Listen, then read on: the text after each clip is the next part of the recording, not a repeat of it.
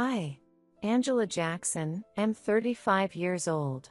As I gazed out the window blurred by the rain, I listened to the sound of my son Jonathan's breathing as he slept in his bed. My 6-year-old son had endured yet another prolonged and exhausting day at the hospital, bravely fighting against his recently diagnosed leukemia. I paused for a moment, taking a slow sip of my coffee, and then I cautiously opened my wallet. Despite having health insurance, the financial burden was still overwhelmingly heavy. My desk was cluttered with stacks of medical bills, and each time I glanced at the staggering figures, a wave of nausea surged through me, twisting my stomach with deepening pain. I had already faced numerous challenges and storms throughout my life. I got married at 25 years old, but when Jonathan was 2 years old, my husband, Patrick, left us. Since then, I have been raising my son alone and working as an accountant to maintain our lives. But this trial was beyond my imagination. The phone rang, and my sister Samantha's name appeared on the screen. I sighed before answering. "You finally picked up. This weekend, Gabriel and I are hosting a dinner party. Can Mark and Nicole stay over?" I closed my eyes. How many times had she asked this? Samantha was a stay-at-home mom with 2 kids, and her husband, Gabriel, worked on Wall Street. They were always busy with trips and social events, taking it for granted that I would always babysit when needed. "Sorry, Samantha. It's not possible right now. Jonathan isn't feeling well." There was silence on the other end. Again. "Angela, we've been planning this party for weeks. Important guests are coming. You know Jonathan has leukemia." I replied, irritation mixing into my voice. "He's in the middle of treatment right now." "Of course, I know. But..." Samantha hesitated. "Can't you ask Mom to take care of him? Both she and Dad say they're busy." I said sarcastically. "Okay." Samantha responded coldly, "I'll look elsewhere." After the call, I covered my tired face with my hands. This was typical of family relationships. I was always the reliable one, contacted only when needed. The next day, I mustered the courage to call my parents. My father, Robert, and mother, Megan, lived in the suburbs. They were retired but busy with activities at the golf club and trips with friends. "Dad," I said nervously. "I need a favor." "What's wrong?" His voice always sounded slightly irritated. "It's about Jonathan's treatment costs. There's a part that isn't covered by insurance. I'm struggling a bit." There was a cough on the other end. "Angela, as you know, we are retired." "I understand," I hurriedly replied. "But it's an emergency. I've started a second job, but it's still not enough. Why can't you manage your life better?" His voice was cold. "It's troubling that you always contact your parents whenever you're in trouble." I held my breath. "What are you talking about? This is the first time I've asked for money. I've always been the one taking care of the family. I've babysat Samantha's kids, organized Mom's birthday parties, and even took care of you after your surgery. That's what you should do as a family," he said, lowering his voice. "Unfortunately, it's impossible right now. We have unexpected expenses too." I held back tears. "I understand." After hanging up, I sat by the window and quietly cried. I was willing to do anything for Jonathan, but I didn't know what to do. I desperately considered my options. After being rejected by my father, it was difficult to ask other relatives. My father had high pride. If he found out I had asked other relatives, I didn't know what he would say. Should I ask friends, take out a loan from the bank, or start crowdfunding? Then, unexpectedly, help arrived. It was a call from my paternal aunt, Kimberly. She was the only one in the family I got along well with. She was single and worked as a professor in distant Seattle. "I heard from Robert about Jonathan's situation," she said. I was surprised.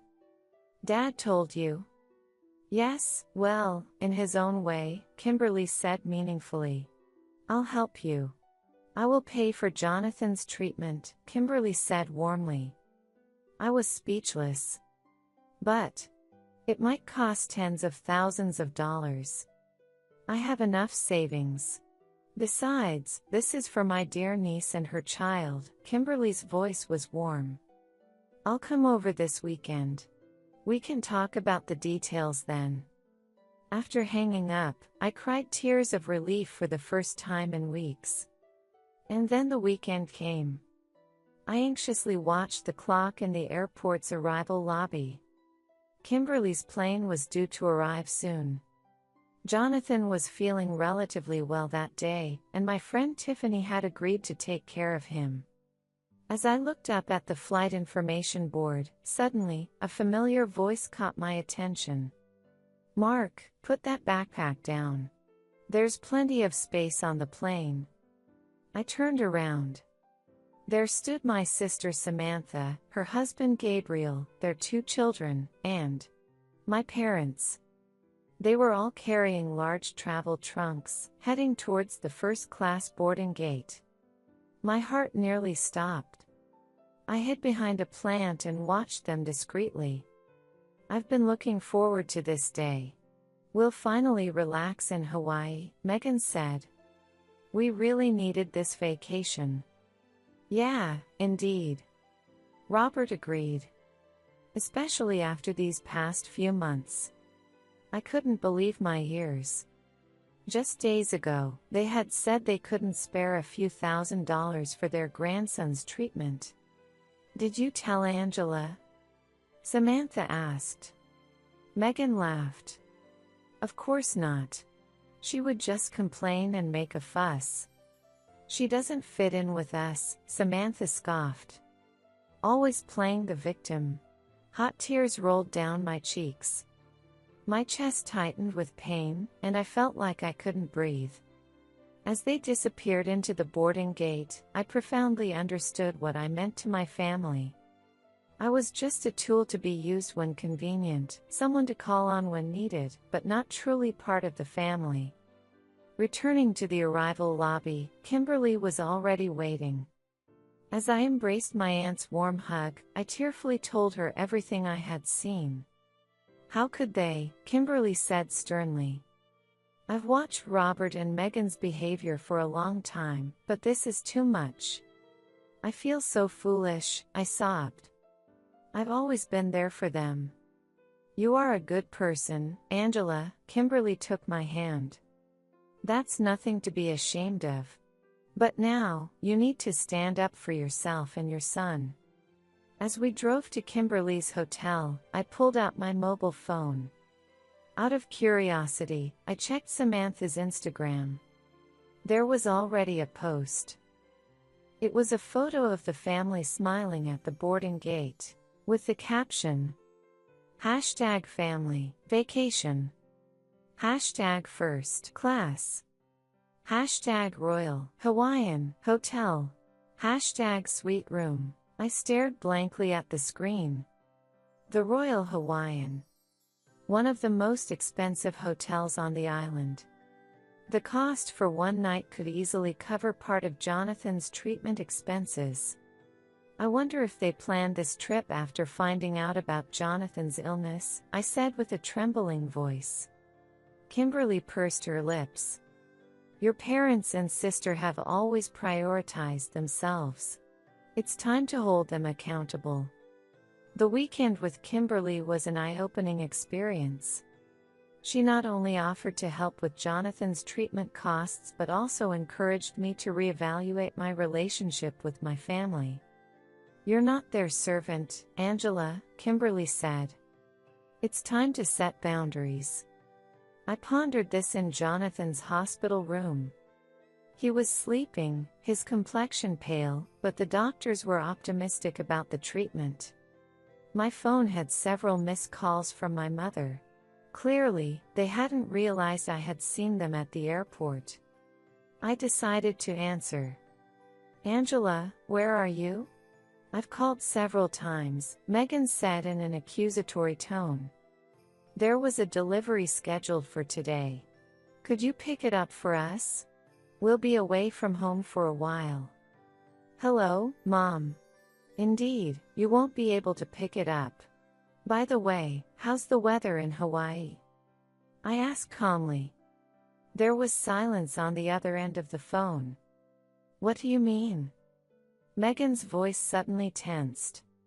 "I know you're staying at the Royal Hawaiian," I said. "I saw it on Samantha's Instagram." "Oh," Megan tried to regain her composure. "Yes, that's right. Gabriel got the tickets suddenly from a business contact, and he gifted them to us. We had no reason to refuse." "Mom, why are you lying?" My voice trembled. "I saw all of you at the airport when I went to pick up Kimberly. You can't be serious." Megan was at a loss for words. "I heard everything you said about me," I continued. "That I don't fit in. Am I an embarrassment to you, or just a convenient tool?" "Angela, calm down," Megan commanded. "It's a misunderstanding." "I'm not misunderstanding anything." My voice grew stronger. "A few days ago, you and Father said you couldn't afford a few $1,000s to save my son's life. But you can afford a first-class trip to Hawaii. That's different." "No, it's exactly that. I've always been there for the family. I've looked after Samantha's children, helped with your housework, and even took care of Dad when he was suddenly ill. But when I really needed you, you were nowhere to be found. You're just running away from your own responsibilities," Megan said angrily. "It's not our fault you became a single mother." I was hurt by her words but stood firm. This isn't about my choices. This is about my son's life. And I've finally understood. You don't love us. That's ridiculous. No, it's the truth. So from now on, I will prioritize myself and my son. I'm done being your handyman. What are you talking about? Megan's voice mixed with anxiety. I'm not doing any more babysitting, housework, or caregiving, I stated firmly. I have my own life. Are you planning to abandon your family? Megan was furious. Family? I laughed bitterly. You were the ones who abandoned me and Jonathan. I hung up the phone. My hands were trembling, but my heart was filled with resolve. Minutes later, Samantha called. How could you say such things to Mom? Samantha shouted. My son is fighting leukemia, and you all went on a luxury trip to Hawaii, I said calmly. And you still think I'm the bad one? You always play the victim, Samantha snapped. We're free to do what we want with the money we earn. Of course. But then, stop using me as a maid and a free babysitter. What are you talking about? From now on, solve your own problems. You can't rely on me anymore. Don't joke around. Samantha's voice was sharp. You're supposed to always be there for the family. No, I'm here for Jonathan. He's my only priority. Samantha was silent for a moment, then said threateningly, You're going to regret this. I regret that I didn't realize this sooner, I replied. I hung up the phone and took a deep breath. I vowed never to be used by my family again. Meanwhile, Kimberly was proactive. After hearing my story, she contacted her father, my grandfather, Nathan Jackson. Nathan was living a wealthy retirement, and much of his estate was eventually supposed to be inherited by his children. My parents' ability to live a wealthy life was largely due to his assets. Nathan, who heard the story from Kimberly, was furious. He immediately called his lawyer and changed his will. The inheritance for Robert and Megan is completely revoked, Nathan said sternly. Instead, allocate that portion to Angela and Jonathan. Nathan instructed, surprising me with his decision. You don't have to do that, Grandpa, I protested. Yes, it's necessary, Nathan insisted stubbornly. If a family doesn't respect each other, it can hardly be called a family. Your father has always been financially irresponsible. He has squandered the wealth I passed down to him. And now, he won't even help his own grandson. I cannot forgive that. Nathan took it a step further. He called Robert directly and ordered him to return from Hawaii immediately for a meeting. 2 days later, that meeting sparked fireworks. Nathan not only informed Robert and Megan of the will changes but also expressed his profound disappointment in their actions. He called in Samantha and her family too, confronting everyone with the truth. It seems I've lived too long just to witness the shame of this family, Nathan said sadly. My son and daughter-in-law refuse to help with their own grandson's medical expenses. Robert tried to defend himself. Dad, you're misunderstanding the situation. We were just. I am not misunderstanding anything, Nathan interrupted sternly. Kimberly has told me everything. How much Angela has done for you all, and how you've treated her. Megan began to cry. We just took a vacation. Is that so wrong? Choosing a luxury vacation while your grandson's life is at stake, yes, that is wrong, Nathan declared. Especially when you're doing it behind Angela's back and then bad-mouthing her. Samantha's face turned red. She always makes herself out to be the victim. In fact, she has sacrificed herself for you all, Nathan stated calmly. And this is how you repay her. I've heard enough of your opinions, Nathan stood up. My decision stands. Angela and Jonathan are my heirs. You all need to face the consequences of your actions. From that day, the family's dynamics began to crumble rapidly. Cut off from Nathan's financial support, Robert and Megan soon faced financial difficulties. They had depended on Nathan's aid for years, and now, without it, they struggled with their mortgage payments. Samantha was in the same boat. She and Gabriel had maintained a lifestyle reliant on Nathan's funding. Gabriel's salary was decent, but not enough to support their spending habits. I continued my life quietly. Jonathan's treatment progressed well, and he gradually recovered. Kimberly kept her promise to pay for the treatment and even provided funds for us to move into a better apartment. Weeks later, Robert called me. Angela, his voice was weary. We need to talk. About what? I asked calmly. We're struggling, he admitted. The bank has warned us of foreclosure. Can you negotiate with Nathan? I looked up at the ceiling. Why ask me? You should speak to Grandpa directly. Samantha can help you too. He isn't responding to our calls. Samantha is struggling too, Robert explained. She and Gabriel are constantly arguing. That's their problem, I said coldly. Angela, we're your family, Robert pleaded. Can't you forgive everything and help us again? Family. I laughed bitterly. A real family supports each other. Where were you when my son was sick? That was a mistake. I admit it, Robert sounded resigned.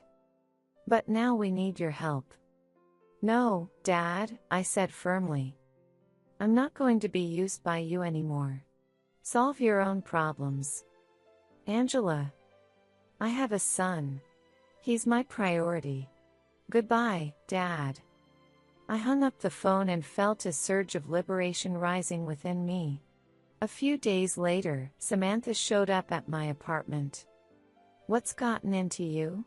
Samantha shouted as soon as she entered the room. "Not helping our parents." I responded calmly. "You didn't help my son." "That's different." "No, it's exactly the same," I said. "While you were enjoying your luxurious trip to Hawaii, I was struggling with whether my son would live or die. And now you expect my help. Don't make me laugh. I've spent all my savings for our parents." Samantha screamed. "Gabriel is talking about divorce." "That's your problem," I said calmly. "It has nothing to do with me."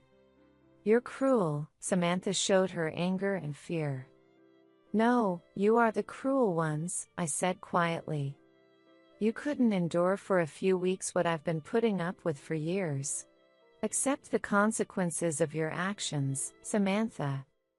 After a silence, Samantha said, "You're going to regret this," and left the apartment. But I had no regrets. Instead, I felt a peace I hadn't experienced in years. As time passed, the pressure from my family gradually lessened. Maybe they realized that neither Nathan, Kimberly, nor I would change our minds despite any pressure. Eventually, Robert and Megan had to sell their house and move into a smaller apartment. Samantha and Gabriel had to adapt to a more modest lifestyle as well. I occasionally heard about them through mutual acquaintances, but I had cut off all contact with them.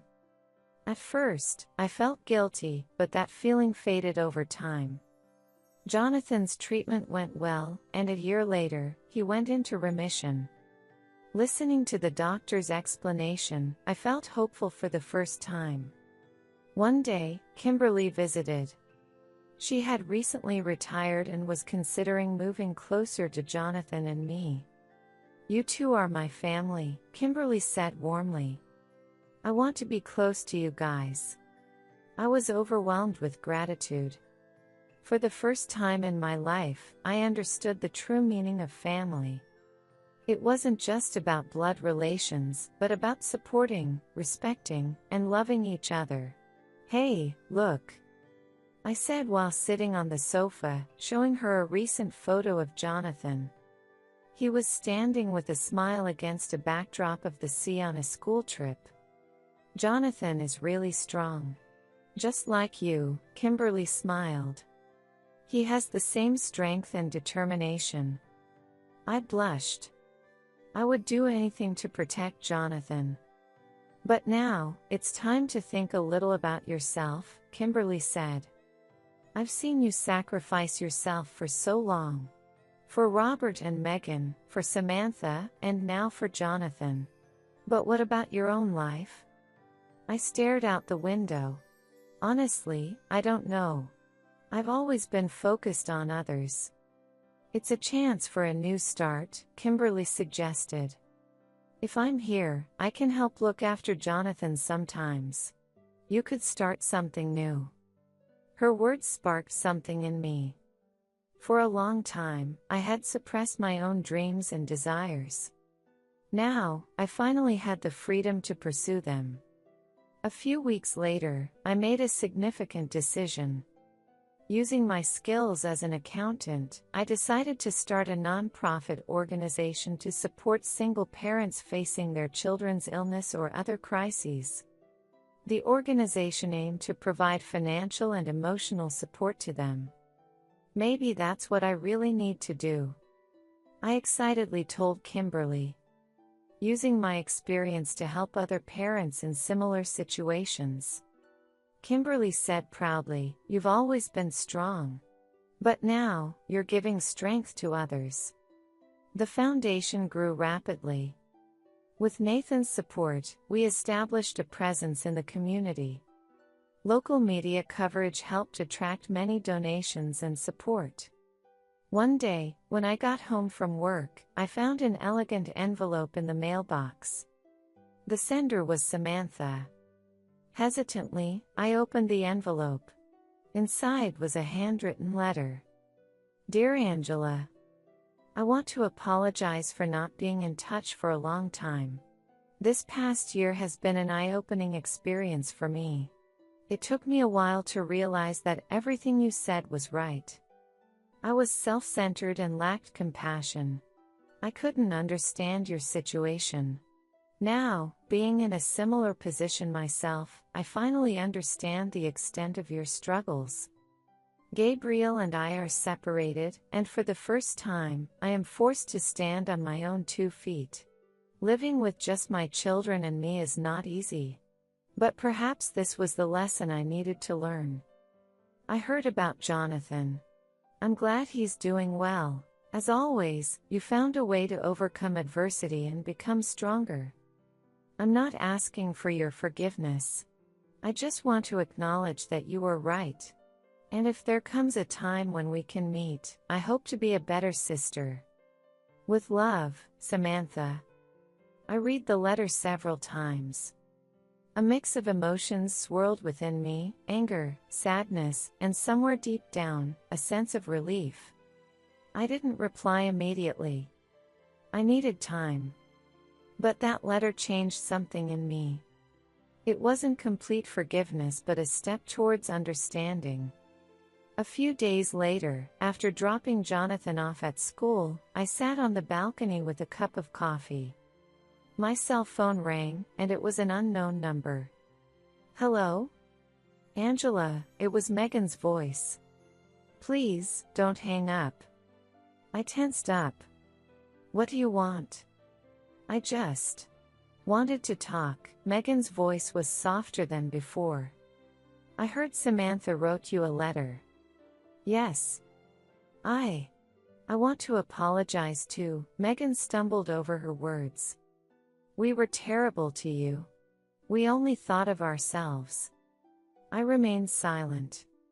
I want to see you and Jonathan, Megan continued. Of course, only if you're okay with it. I thought for a long time. My family had hurt me deeply.